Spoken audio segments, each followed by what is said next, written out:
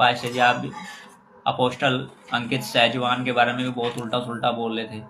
अब पता नहीं क्या क्या उन्हें बता रहे थे कि ये देखी सीखेगी, पता नहीं क्या क्या बता रहे हैं, मेरे तो कुछ समझ में भी नहीं आया कि आप भी आधी बार भाषा बोल जाते हो ऐसे।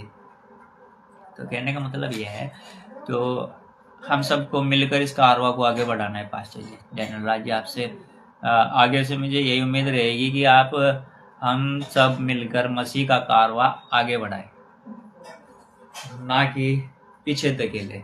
उससे क्या होगा, अगर हम प्रभु यीशु मसीह का प्रचार फैला रहे तो उसका मतलब हम बहुत आत्माएं बचा रहे। दूसरी कंडीशन ये, अगर आप रोजाना यूट्यूब पे से ला के लोगों को भ्रमित करोगे, भाई ये गलत बोला है वो गलत बोला, तो प्रभु यीशु मसीह का जहाँ लोग बाग जाके प्रचार सुना रहे, वचन सुना रहे, तो वो आत्मा नहीं बच पाने के कहेंगे। तो इनमें आपस में फूट चल रही, फूट पड़ रही, आपस में एक दूसरे को एक्सपोज करते फिर रहे, तो ये बहुत गलत बात है। मसीह का मतलब प्रेम,